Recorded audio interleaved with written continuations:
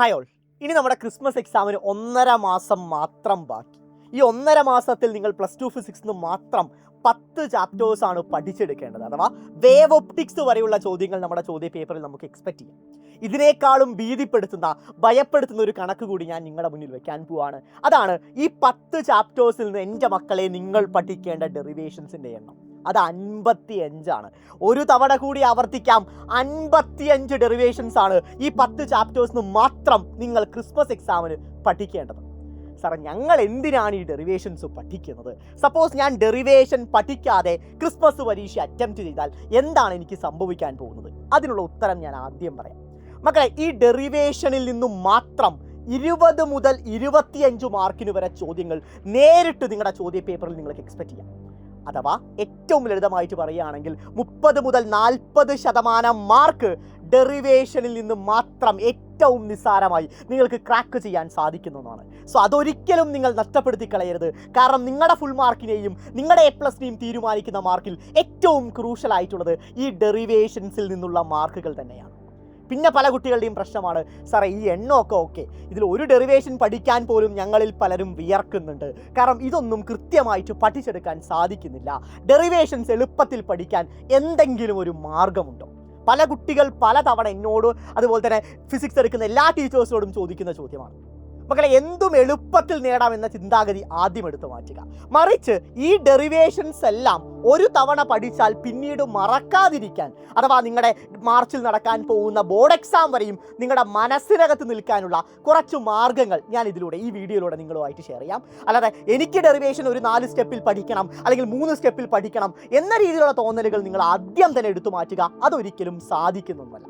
ഇനി ഡെറിവേഷൻസിലോട്ട് കിടക്കാം. ആദ്യം നിങ്ങൾ ചെയ്യേണ്ട പരിപാടി എന്ന് പറഞ്ഞാൽ കംപ്ലീറ്റ്ലി ഈ 55 ഡെറിവേഷൻസും ചാപ്റ്റർ വൈസ് ഒന്ന് ലിസ്റ്റ് ഔട്ട് ചെയ്യുക. അഥവാ ഒന്നാമത്തെ ചാപ്റ്ററിൻ്റെ പേര് എഴുതുക, ഇലക്ട്രിക് ചാർജ് ആൻഡ് ഫീൽഡ്സ്. അതിനകത്തുള്ള പോസിബിൾ ഡെറിവേഷൻസ് ഏതൊക്കെയാണ്? കൂളംസ് ലോ ഉണ്ട്, ആക്സിയൽ ഉണ്ട്, ഇക്വിറ്റോറിയൽ ഉണ്ട്, ടോർക്ക് ഉണ്ട്, ഗോസസ് ലോൻ്റെ 3 അപ്ലിക്കേഷൻസ് ഉണ്ട്. സോ ഇതൊക്കെ കൃത്യമായി തന്നെ ലിസ്റ്റ് ഔട്ട് ചെയ്യുക. സോ അതാണ്. ഇതുപോലെ തന്നെ ഈ പറയുന്ന 10 ചാപ്റ്റേഴ്സിൽ നിന്നും നിങ്ങൾ പഠിച്ചിരിക്കുന്ന ഡെറിവേഷൻസ് ഓരോന്നായി തന്നെ പ്രോപ്പർലി ലിസ്റ്റ് ഔട്ട് ചെയ്യുക. അടുത്ത പരിപാടി എന്ന് പറഞ്ഞാൽ, നമ്മളൊരു ഡെറിവേഷൻ പഠിക്കുന്ന സമയത്ത് ആദ്യം നിങ്ങൾ മനസ്സിലാക്കേണ്ടത് നമ്മൾ എന്തിനാണ് ഇത് ഡിറൈവ് ചെയ്യുന്നത്, ഇതിൻ്റെ പർപ്പസ് എന്താണ്. മാർക്ക് കിട്ടുക എന്നതല്ല പർപ്പസ്, മറിച്ച് ഒരു ഡെറിവേഷൻ ഡിറൈവ് ചെയ്ത് നമ്മൾ എന്താണ് കൺക്ലൂഡ് ചെയ്യാൻ ഉദ്ദേശിക്കുന്നത് എന്ന കാര്യത്തിലൊരു വ്യക്തത നിങ്ങൾക്ക് എല്ലാവർക്കും വേണം. ഒരു ഉദാഹരണം പറയുവാണെങ്കിൽ, ഇപ്പോൾ ഏറ്റവും കൂടുതൽ ഡെറിവേഷൻസ് ഉള്ളൊരു ചാപ്റ്ററാണ് ഓൾട്ടർനേറ്റിംഗ് കറണ്ട് അഥവാ AC.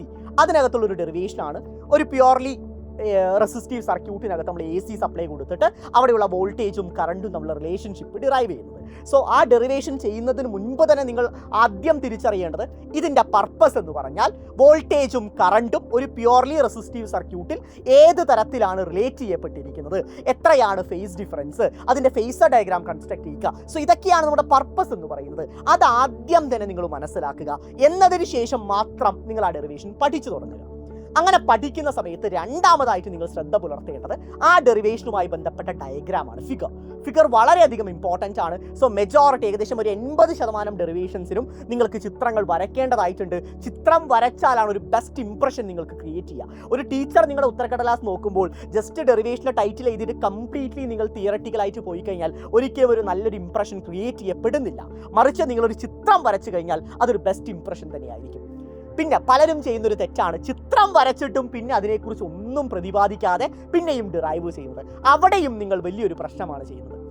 മറിച്ച് നമ്മളൊരു ചിത്രം വരച്ചു കഴിഞ്ഞു, ആ റെസിസ്റ്റീവ് സർക്യൂട്ട് ഓറിയൻറ്റഡ് ആയ ഒരു ചിത്രം നമ്മൾ വരച്ചു കഴിഞ്ഞാൽ, consider a purely resistive circuit having a resistance R and we are gonna supply AC to that circuit എന്ന രീതിയിൽ ഒരു വളരെ ബേസിക് ഇംഗ്ലീഷിൽ, ഇപ്പം ഞാൻ എൻ്റെ ഏറ്റവും അടിസ്ഥാനപരമായ ഇംഗ്ലീഷിലാണ് ഈ 2 സെൻറ്റൻസ് പറഞ്ഞത്. ഇതുപോലെ എന്നെക്കാളും അടിപൊളിയായിട്ട് ഇംഗ്ലീഷിലൊക്കെ പ്രാവീണ്യമുള്ള ആളുകളാണ് നിങ്ങൾ എല്ലാവരും ഉണ്ടാവുക. സോ നിങ്ങൾക്ക് കൺവീനിയൻ്റ് ആയ രീതിയിൽ ആ സർക്യൂട്ട് അല്ലെങ്കിൽ ആ ഫിഗർ ഓറിയൻറ്റഡ് ആയ രീതിയിൽ ഒരു 2-3 സെൻറ്റൻസ് എഴുതുന്നത് വളരെയധികം നന്നായിരിക്കും. അത് നിങ്ങളുടെ ഒരു ഇംപ്രഷൻ കുറച്ചുകൂടി ബെറ്റർ ആകും. മൂന്നാമത്തെ കാര്യം, എല്ലാവരുടെയും പ്രശ്നം എന്ന് പറഞ്ഞാൽ സാറേ ഒരു 3-4 സ്റ്റെപ്പുകൾ കൃത്യമായിട്ട് ഞങ്ങൾക്ക് ഡിറൈവ് ചെയ്യാൻ അറിയാം, പക്ഷെ 5ാമത്തെയും 6ാമത്തെയും സ്റ്റെപ്പിലോട്ട് എത്തുമ്പോൾ പലപ്പോഴും ഞങ്ങൾ പതറിപ്പോവാറുണ്ട്, ഞങ്ങൾക്ക് ആ കണ്ടിന്യൂവേഷൻ കിട്ടുന്നില്ല, ഫൈനൽ ആൻസറിലോട്ട് എങ്ങനെയെങ്കിലും ഒന്ന് എത്തിച്ചാൽ മതി എന്ന തോന്നലിലാണ് ബാക്കിയുള്ള സ്റ്റെപ്പുകൾ ഞങ്ങൾ ഉഡായിപ്പിച്ച് ഫൈനൽ ആൻസറിലോട്ട് എത്തിക്കുന്നത്. മക്കളെ, അങ്ങനെ ഒരിക്കലും ചെയ്യരുത്. ഈ ഒരു കാര്യം തോന്നുന്ന എല്ലാവരും നിങ്ങളോട് തന്നെ ചോദിക്കുക, നിങ്ങൾ ആ സ്റ്റെപ്പുകളെല്ലാം മനസ്സിലാക്കിയിട്ടാണോ പഠിച്ചത്? ഒരിക്കലും ആയിരിക്കില്ല. അങ്ങനെ ഒരു കുട്ടി മനസ്സിലാക്കി പഠിച്ചതാണെങ്കിൽ ഒരിക്കലും ഇടയിൽ നിന്ന് പോവാറില്ല. ഇനി സപ്പോസ് സാറേ ഞാൻ മനസ്സിലാക്കാൻ ശ്രമിച്ചിട്ടും എനിക്ക് ഈ പ്രശ്നം സംഭവിക്കുന്നു, അങ്ങനെയുള്ള ആളുകൾ ശ്രദ്ധിക്കേണ്ട കാര്യം, ഓരോ സ്റ്റെപ്പുകളിലും ഇക്വേഷൻ നമ്പർ നിർബന്ധമായും നിങ്ങൾ ഇട്ട് തന്നെ ഡിറൈവ് ചെയ്ത് പഠിക്കുക. ഇപ്പോൾ 1ാമത്തെ സ്റ്റെപ്പ് കഴിഞ്ഞാൽ 2ാമത്തെ ഇക്വേഷൻ 2, 3ാമത്തെ ഇക്വേഷൻ 3, 4ാമത്തെ ഇക്വേഷൻ 4, അങ്ങനെ ഇക്വേഷൻ നമ്പർ ഇടുമ്പോൾ നിങ്ങൾക്ക് 1ൽ നിന്ന് 2ാമത്തതിലോട്ടുള്ള കണക്ഷനും 2ാമത്തെ സ്റ്റെപ്പിൽ നിന്ന് 3ാമത്തതിലോട്ടുള്ള കണക്ഷനും അങ്ങനെ പരസ്പരം ഓരോ സ്റ്റെപ്പുകളും കണക്ട് ചെയ്ത് പഠിക്കുകയാണെങ്കിൽ ഒരിക്കലും നിങ്ങൾക്ക് കണ്ടിന്യൂവേഷൻ നഷ്ടപ്പെടില്ല. നിങ്ങൾ ഏറ്റവും എളുപ്പത്തിൽ ഫൈനൽ ആൻസറിലോട്ട് എത്തും. പിന്നെ അവസാനം നിങ്ങൾ ചെയ്യേണ്ട പരിപാടി, ഇപ്പോൾ കണക്ട് ചെയ്ത് കൃത്യമായി മനസ്സിലാക്കി ഞാൻ ഡെറിവേഷൻ പഠിച്ചാൽ പോലും നിങ്ങൾ ചെയ്യേണ്ട ഏറ്റവും പ്രധാനപ്പെട്ട കാര്യം, ഒരു തവണ ഒരു ഡെറിവേഷൻ എഴുതി പഠിച്ചത് കൊണ്ട് നിങ്ങൾക്ക് ഒരിക്കലും അത് ലോങ് ലാസ്റ്റ് ചെയ്യില്ല. മറിച്ച് ഇടയ്ക്കിടയ്ക്ക് നിങ്ങൾ ആ ഡെറിവേഷൻ ഒന്ന് ബ്രഷപ്പ് ചെയ്തെടുക്കണം. വളരെ സിമ്പിളായിട്ട് പറയുകയാണെങ്കിൽ ഇടയ്ക്കിടയ്ക്ക് ഒന്ന് എഴുതി നോക്കണം. ഒരു തവണ എഴുതിയതുകൊണ്ട് കാര്യമില്ല, 2-3 തവണ നിങ്ങൾ ആ ഡെറിവേഷൻ ഇടയ്ക്കിടയ്ക്ക് ആഴ്ചയിൽ ഒരു തവണയെങ്കിലും ആ ഡെറിവേഷൻസ് എല്ലാം സിംപ്ലി റഫ്ലി ഒന്ന് എഴുതി നോക്കുക. അതിനകത്തൊരു മടിയും കാണിക്കണം. ഏറ്റവും അവസാനത്തെ ഒരു കാര്യം കൂടി നിങ്ങളെല്ലാവരും ചെയ്യണം. ആ ഡെറിവേഷൻസ് നിങ്ങളെല്ലാവരും എഴുതിയിട്ടുണ്ടാവും, ശരിയാണ്. പക്ഷേ ആ ഡെറിവേഷൻസിൻ്റെ എല്ലാം ഫൈനൽ ആൻസേഴ്സും മാത്രം ഒരു A4 ഷീറ്റിനകത്ത് എഴുതി വെക്കുന്നത് വളരെയധികം യൂസ്ഫുൾ ആണ്. അതൊന്ന് മഗ്ഗപ്പ് ചെയ്തേക്കും, വലിയ പ്രശ്നമില്ല. ഇപ്പോൾ ഫസ്റ്റ് വൺ, ഇപ്പോൾ ആക്സിയൽ ആണെങ്കിൽ അതിൻ്റെ ഫൈനൽ ആൻസർ എന്താണ്? E = 1/4πε0 2p/r3. ജസ്റ്റ് അത് മഗ്ഗപ്പ് ചെയ്യുക. ഇക്വിറ്റോറിയലാണെങ്കിൽ p/r3. ആ രീതിയിൽ ആ ഇക്വേഷൻസ് ഒന്ന് മഗ്ഗപ്പ് ചെയ്ത് വെക്കുക. അതുകൊണ്ട് 2 ഗുണങ്ങളുണ്ട്. ഏറ്റവും പ്രധാനപ്പെട്ട ഗുണം, സപ്പോസ് ഡെറിവേഷൻ ഓറിയൻറ്റഡ് ആയി ന്യൂമറിക്കൽസ് ചോദിക്കുന്ന സമയത്ത് നമുക്ക് ആ ഇക്വേഷൻ അറിയാതെ നമുക്കൊരിക്കലും പ്രസൻറ്റ് ചെയ്യാൻ സാധിക്കില്ല, നമുക്കൊരിക്കലും ക്രാക്ക് ചെയ്യാൻ സാധിക്കില്ല. 2ാമത്തെ ഗുണം എന്ന് പറഞ്ഞു വെച്ചാൽ, സപ്പോസ് നമ്മൾ ഡിറൈവ് ചെയ്ത് വരുമ്പോൾ ഫൈനൽ ആൻസർ ശരിയാണോ തെറ്റാണോ എന്ന കാര്യം നിങ്ങൾക്ക് സെൽഫായി തന്നെ ക്രോസ് ചെക്ക് ചെയ്യണമെങ്കിൽ നിങ്ങൾക്ക് ഇതിൻ്റെ ഫൈനൽ ആൻസർ മുൻകൂട്ടി അറിഞ്ഞിരിക്കണം. സോ അതിനാലാണ് ഞാൻ പറയുന്നത്, ഈ 55 ഡെറിവേഷൻസിൻ്റെയും ഫൈനൽ ആൻസർ എന്താണ് എന്ന കാര്യം നിങ്ങളുടെ മനസ്സിനകത്ത് ഇനീഷ്യലി വേണം. സോ ആ ഫോർമുലാസ് മാത്രം ഒന്ന് എഴുതിയിട്ട് പഠിക്കുന്നത് വളരെയധികം യൂസ്ഫുൾ ആയിരിക്കും. സോ ഈ പറയുന്ന മെത്തേഡുകളെല്ലാം ഇനി എല്ലാവരും ഇംപ്ലിമെൻറ്റ് ചെയ്ത് നോക്കുക. സോ ഇനിയുള്ള 1.5 മാസത്തിൽ ഒരു ദിവസം 2 ഡെറിവേഷൻസ് വീതമെങ്കിലും നിങ്ങൾ പഠിച്ചിരിക്കണം. 2 ഡെറിവേഷൻസ് എങ്കിലും ഏറ്റവും കുറവ് നിങ്ങൾ പഠിച്ചിരിക്കണം. കാരണം അതിൻ്റെ റിവിഷന് കൂടി നമുക്ക് സമയം അനിവാര്യമാണ്. സോ 55 ഡെറിവേഷൻസ് പഠിക്കാൻ ഏറ്റവും കുറഞ്ഞത് ഒരു 27 ദിവസം നിങ്ങൾക്ക് ആവശ്യമുണ്ട്. അതിനുശേഷം ഇവയെല്ലാം നമുക്ക് റിവൈസ് കൂടി ചെയ്യേണ്ടതുണ്ട്.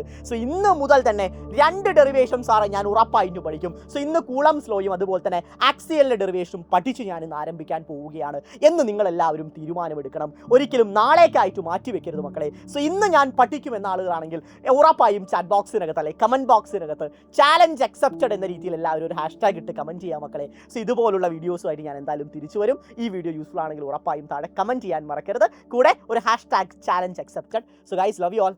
ബൈ.